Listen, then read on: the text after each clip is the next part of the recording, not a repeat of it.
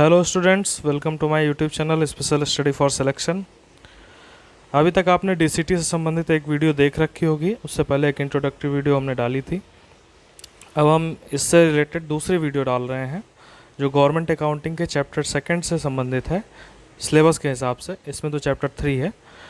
तो आइए शुरू करते हैं। Accounting rules. अकाउंटिंग रूल्स में सबसे पहले है basic structure of government account, जिसमें जो गवर्नमेंट का अकाउंट होता है वो किस स्ट्रक्चर में बनता है, कितने तरह के अकाउंट्स होते हैं, इन सभी चीज़ों के बारे में हम पढ़ेंगे। इसमें पहले हेडिंग है चार्ट ऑफ अकाउंट। जो गार होता है गवर्नमेंट अकाउंटिंग रूल के 1990 के तहत 23 से 27 के बीच में जो फॉर्म होता है, किस फॉर्म में अकाउंट मेंटेन होंगे, इसके बारे में बताया जाता है। इसको चार्ट ऑफ अकाउंट्स भी बोलते हैं। कॉन्स्टिट्यूशन में आर्टिकल 266 के तहत गवर्नमेंट फाइनेंस, जो भी गवर्नमेंट का फाइनेंस है वो तीन पार्ट में मेंटेन किया जाता है, जो कि है consolidated fund, contingency fund and public account. अब कंसोलिडेटेड फंड ऑफ इंडिया और स्टेट दोनों में होता है। कंसोलिडेटेड फंड ऑफ इंडिया और स्टेट दोनों दो डिवीज़न में डिवाइड होते हैं, रेवेन्यू एंड कैपिटल। कैपिटल में ही मतलब कैपिटल को पूरा बोलते हैं capital, public debt, loan and advances. तो डिवीज़न जो डिवाइड होते हैं दो पार्ट में, ये फिर से डिवाइड होते हैं 4 पार्ट में। उसमें क्या क्या होता है? Revenue division consist of the revenue receipt and revenue expenditure. ठीक है। कैपिटल में क्या होता है? रिसीट सेक्शन होता है, रिसीट कैपिटल रिसीट, और एक्सपेंडिचर सेक्शन होता है, और पब्लिक डेप्ट एंड लोन एडवांसेस वाला सेक्शन होता है। ठीक है। अब सेक्टर भी डिवाइड होते हैं। सेक्शन जो है सेक्टर में डिवाइड होते हैं। अब सेक्टर में क्या क्या रहता है? अब इसमें जैसे रेवेन्यू रिसीट सेक्शन में 3 सेक्टर होते हैं, tax revenue, non tax revenue, grant in aid and contribution, मतलब सी उसी में होता है। मतलब नेक्स्ट है रेवेन्यू एक्सपेंडिचर सेक्शन। इसमें 4 सेक्टर होते हैं, general services, social services, economic services, grant in aid and contribution.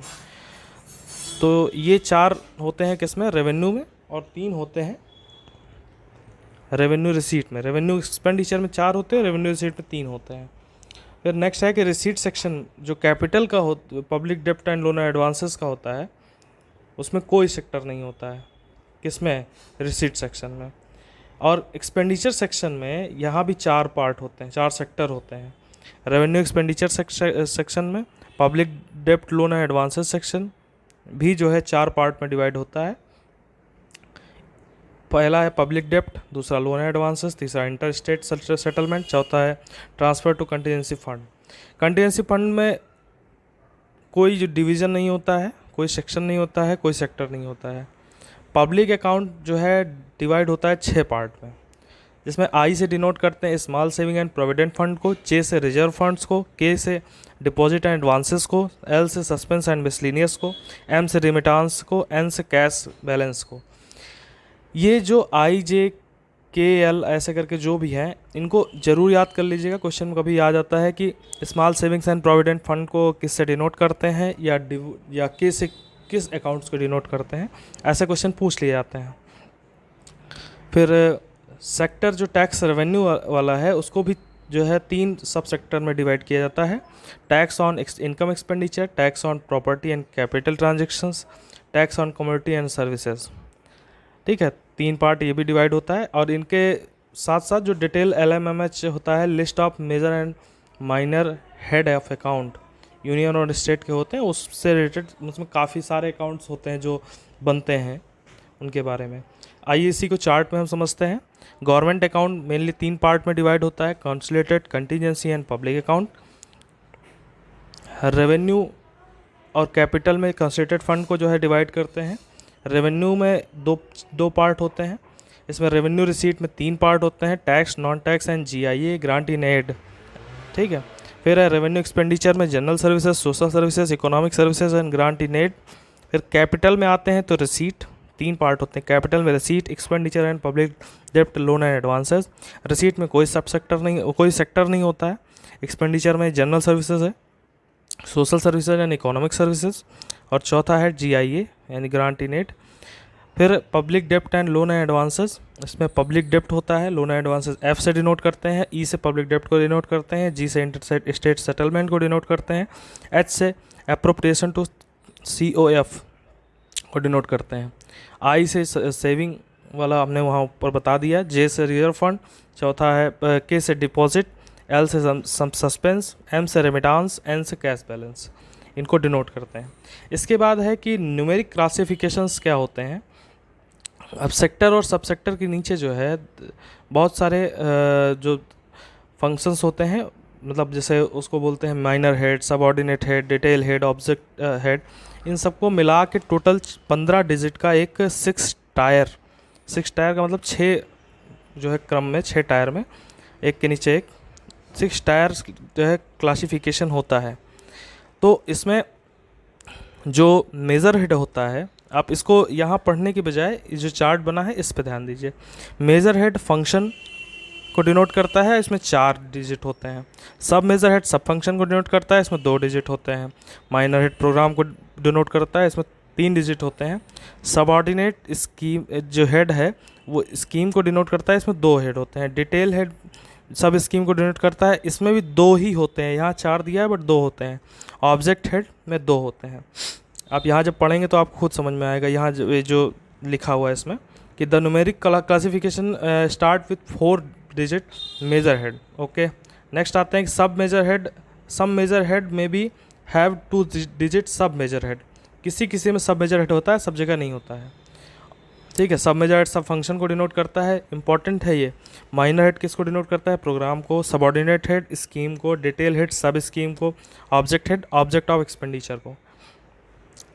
फिर इसमें कहा गया है कि जैसे अच्छा कहाँ पे सब फंक्शन है, जैसे मान लीजिए कि हाउसिंग में गवर्नमेंट रेसिडेंशियल बिल्डिंग एक सब फंक्शन है, रूरल हाउसिंग एक अलग फंक्शन है, सब फंक्शन है। और उसके बाद नेक्स्ट टायर जो क्लासिफिकेशन होता है माइनर हेड का, वो 3 डिजिट का होता है, ठीक है। फिर सबऑर्डिनेट हेड, डिटेल हेड और ऑब्जेक्ट हेड जो भी 3 टायर अदर हैं वो सब 2 डिजिट के होते हैं। यहाँ सही लिखा है, वहाँ के मिस्टेक है थोड़ी सी। नेक्स्ट है codification of scheme, numeric and classification. अब देखिए कैसे इनका कोड निर्धारित होता है। अगर आपको कोई भी जो है डिजिट दी जाए और आपसे पूछा जाए कि ये क्या है, ये क्या एक्सपेंडिचर, रेवेन्यू एक्सपेंडिचर है, कैपिटल एक्सपेंडिचर है या अन्य कुछ है, इसको आप बताइए, पहचानिए। तो हम कैसे पहचानते हैं? देखिए हमको ये जो क्रम है, जो हमने चार्ट पीछे पढ़ा था, ठीक है, इसमें अगर आप ध्यान दें तो यहीं से आप इसकी चीज़ को क्लियर कर सकते हैं कि अब जैसे रेवेन्यू रिसीट है, स्टार्ट यहीं से हो रहा है। तो 0 और 1, मतलब आप अंक तो जानते ही हैं, 0 और 1 रेवेन्यू रिसीट पे आएगा। फिर एक्सपेंडिचर में आएंगे तो 2 और 3। फिर कैपिटल रिसीट में 4000 आएगा। फिर एक्सपेंडिचर में आएंगे तो 4000 को छोड़ के 4 और 5 आएगा, मतलब 4000 नहीं आएगा उसके अलावा। फिर आगे आएंगे तो 6 और 7 आएगा। इस तरह से आगे क्रम चलेगा। जैसे इसमें आपको अब यही समझ लीजिए, बिगिनिंग विद 0 और 1 रेवेन्यू रिसीट, बिगिनिंग विद 2 और 3 रेवेन्यू एक्सपेंडिचर, 4000 कैपिटल, 4 और 5, 4000 को छोड़ के 4 और 5 से जो स्टार्ट होंगे कैपिटल एक्सपेंडिचर, बिगिनिंग विद 6 और 7 पब्लिक डेप्ट and loan advances, 8000 contingency fund, beginning with 8 public account. ये हुआ, ठीक है। तो इससे आपको ये पता चलेगा कि किस में क्या रहता है। अब इसमें 8000 को छोड़ के जितने भी होंगे वो पब्लिक अकाउंट में आएंगे। अब इसको अच्छा जैसे कभी कभी क्या होता है कुछ में तो ऐसा रहता है कि इसमें रेवेन्यू एक्सपेंडिचर भी पाए जाते हैं, रेवेन्यू रिसीट भी पाया जाता है, कैपिटल एक्सपेंडिचर भी पाए जाते हैं, कैपिटल रिसीट भी पाया जाता है, लोन एडवांसेस भी पाया जाता है। लेकिन बहुत सारे ऐसे हैं जिनमें नहीं होता है ऐसा। तो जिनमें चारों पाए जाते हैं, जिनमें चारों होते हैं, 4 फंक्शन होते हैं, वहाँ लोन भी लिया जाता है, वहाँ पे रेवेन्यू रिसीट भी आती है, उसमें एक्सपेंडिचर भी किया जाता है, कैपिटल एक्सपेंडिचर भी होता है और कैपिटल रिसीट भी आती है। तो वहाँ क्या है, वहाँ आप जो है सबसे पहले जैसे 0 है, 0 और 1 होता है, तो उसमें 2 जोड़ ऐड करेंगे तो आप सीधे उसी, मतलब जैसे मान लीजिए 0 यहाँ आप दिया हुआ है 0401, तो इसमें ये जो 0 से स्टार्ट है वो तो रेवेन्यू रिसीट है। लेकिन अगर इसमें 2 जोड़ ऐड कर लेते हैं हम आगे, कहाँ पे, 0 की जगह पे, तो ये जो है रेवेन्यू एक्सपेंडिचर हो जाएगा उसी का सेम का, क्रॉप हस्बेंड्री का। फिर इसमें अगर दो और आगे ऐड कर देते हैं, तो add in the sense major head पहले अंक में, तो ये 4401 जो हो जाएगा ये क्रॉप कैपिटल एक्सपेंडिचर हो जाएगा। कैपिटल रिसीट तो जो है 4000 है ही है, उसमें कोई चेंजेस आता नहीं है। फिर लोन हेड में जो है क्या करते हैं, इसी में अगर 2 प्लस और कर देते हैं तो लोन हेड आ जाता है। ठीक है, तो इस तरीके से हम इसको समझ सकते हैं। लेकिन कुछ केसेस ऐसे हैं, however in certain cases, for example जैसे 2016 वो एक रेवेन्यू एक्सपेंडिचर हेड है जिसे फंक्शन ऑडिट होता है, इसमें रेवेन्यू रिसीट नहीं होती है, but there is no major head 0016 revenue receipt. ठीक है, ऑडिट फंक्शन में रेवेन्यू रिसीट नहीं होती, रिसीट में कमी आ जाती है या कुछ पैसा वापस नहीं आता, उसको हम इसमें डाल देते हैं। जैसे रूल 5 है जो गार का, इसके द्वारा ही जो है ये बताया जाता है कि आप नया हेड कैसे ओपन करते हैं। जो अकाउंट हेड या उसको मॉडिफाई करना हो तो इसको कैसे करते हैं, ये मिनिस्ट्री ऑफ फाइनेंस CAG से एडवाइस लेके करती है। नेक्स्ट है flexibility in classification of tyre, subordinate detail and object head. अब सबऑर्डिनेट डिटेल और ऑब्जेक्ट हेड में जो कोई जो चेंजेस हैं वो rule 8 DFPR delegation of financial power 1978 में स्टैंडर्डाइज किए गए थे।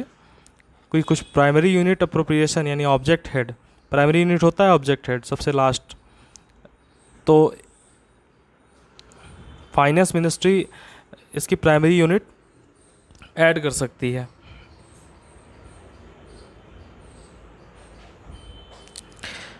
इसके बाद आते हैं service head and DDR head.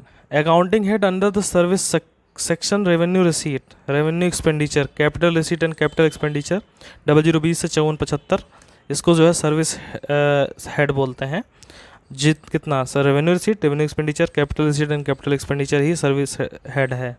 ठीक है, जिस हेड में गवर्नमेंट अपने ट्रांजेक्शन्स करती है, बैलेंस इसके जो है लास्ट ऑफ एंड जो मंथ का ईयर का लास्ट होता है फाइनेंशियल ईयर का, उसमें लैप्स कर जाते हैं, और हर बार एक बजट पास होता है जिसमें जो अनस्पेंट अमाउंट होता है उसको हम ये वापस कर चुके होते हैं और नए अमाउंट्स प्राप्त होते हैं, तो उसके हिसाब से आगे कार्य करते हैं। और इनके जो बैलेंस होते हैं वो कैरी वही लैप्स हो जाते हैं तो कैरी फॉरवर्ड होंगे ही नहीं। और उसके साथ साथ जो है इसमें एक्यूमुलेटिव बैलेंस जो कि शो होता है फाइनेंस अकाउंट में कैपिटल एक्सपेंडिचर हेड वाला, उसमें लिमिटेशन ऑफ जो कैश अकाउंटिंग है उससे जो है एसेट पोजीशन बताई जाती है गवर्नमेंट की। फिर रिमेनिंग हेड जो भी बचे, कौन से, पब्लिक डेप्ट, कैश बैलेंस, मेजर हेड 6001 से 8999 उस या DDR, इनको बोलते हैं डेप्ट डिपॉजिट एंड रेमिटांस यानी DDR हेड। इसमें जो हेड होते हैं ये इनके बैलेंस कैरी फॉरवर्ड होते हैं। ठीक है, ये क्यों कैरी फॉरवर्ड होते हैं, जैसे मान लीजिए कि कोई ट्रांजेक्शन अदर गवर्नमेंट या अदर कोई नॉन गवर्नमेंट एंट्री से हमने कर रखा है, ठीक है, तो उसमें अब पूरा पैसा किसी भी संस्था को दिया गया है, तो उसको हमें अकाउंटिंग में आगे लेके जाना पड़ेगा, नेक्स्ट साल से ऊपर जाएगा। तो अब ये ट्रांजेक्शन्स जो भी हैं, मान लीजिए ये कोई ट्रांजेक्शन क्रिएट करता है लाइबिलिटी गवर्नमेंट पे, ये भी जो है डिस्चार्ज करनी पड़ेगी फ्यूचर में। और रेगुलर आप जैसे एक बार में पेमेंट नहीं करना है, जैसे लंबे लोन्स होते हैं तो इनको तो हमें जो है दिखाना पड़ेगा ना। तो ये इसके बाद है जो ट्रांजेक्शन कोई मान लीजिए मिलने वाला है या आप किसी को लोन्स दे रखे हैं, उसकी किस्तें आती हैं, तो वो किस्त जो है उसको फ्यूचर के लिए तो रखना पड़ेगा कि इतना अमाउंट बचा, इतना आ रहा है। इसके बाद जो ट्रांजेक्शन होता है जो गवर्नमेंट बैंकर की तरह इस्तेमाल करती है, जो भी ट्रांजेक्शन मतलब वो बैंकर की तरह करती है, उनको भी दिखाना रहता है, जैसे मनी देना, मनी बोरो करना, ये सब चीज़ें बैंक का जो काम होता है उसको दिखाना होता है।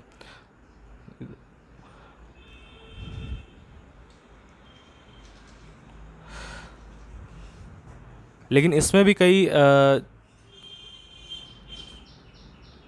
इसमें 3 मेजर हेड ऐसे हैं जो क्लोज होते हैं government account end of year पे, जैसे 7810 इंटर सेटलमेंट, स्टेट सेटलमेंट। इससे क्वेश्चन पिक हो सकता है क्योंकि आप देखिए इसमें से 3 एक्सेप्शंस है, एक्सेप्शन से क्वेश्चन आप बेसिक है कि पूछा जा सकता है। इंटर स्टेट सेटलमेंट, जैसे कोई 2 स्टेट के बीच में मतलब सेटलमेंट है, उनको बंद करना पड़ता है, मतलब ईयर एंड में दिखाना पड़ता है कि हाँ हो चुका है। 799 appropriation of contingency fund, contingency fund से पैसा निकालने के बाद उसमें फिर से वो पैसा डालना पड़ता है, वो 1 साल के अंदर अंदर कर देना चाहिए, वही, क्योंकि ईयर एंड में इसको भी क्लोज किया जाता है। तीसरा है 8680 मिसलिनियस गवर्नमेंट अकाउंट। अब इसमें जो है वो लाई जाती है जैसे सिंकिंग फंड जो कि रिपेमेंट डेप्ट रिपेमेंट के लिए होते हैं, उनके बैलेंसेस में रखे जाते हैं।